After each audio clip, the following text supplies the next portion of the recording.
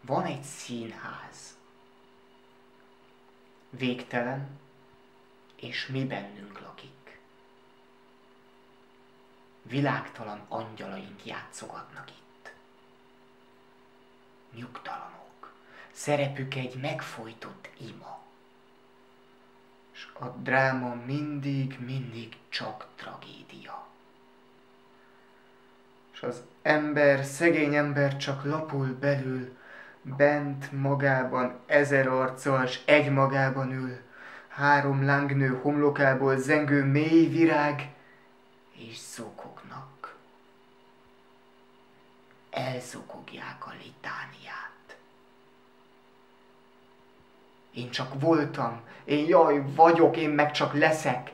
Leszaggattak, elültettek, fognak rossz kezek. Életünk az emberkedve, hanem hol van ő, hol az ember. Hát hiába teremtett elő. És az ember, szegény ember csak lapul belül, feje körül zengő szavak villámmal röpül. Na most fölszáll majd az igazi ima. És a dráma mindig csak tragédia. Jön a gond, jön az asszony, és jön a gyávaság, jön a kétség, jön a vágy, és jön az árvaság, és valamennyi felsikolt, és egyé alakul. Magad vagy.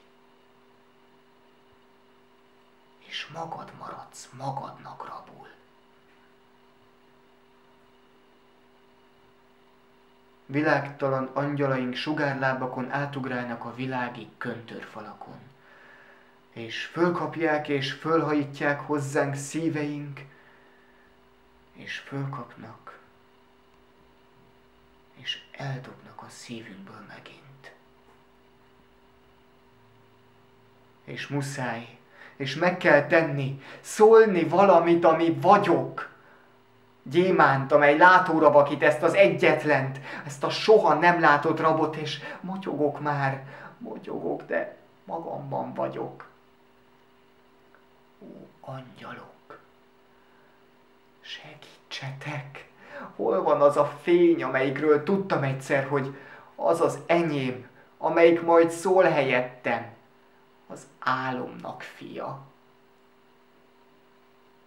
És a dráma mindig csak tragédia. És elmegyek, és másik jön, és az is én vagyok. Elsiklanak talpam alatt sziklás századok. Mit akarok? Akarjak-e? Mi az az örök?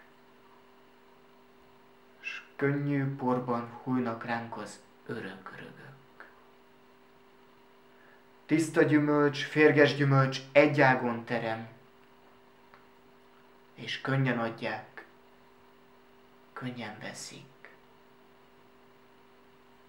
De mi lesz velem?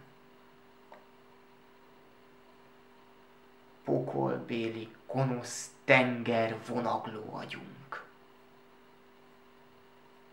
s világtalan angyalaink. Mi magunk vagyunk.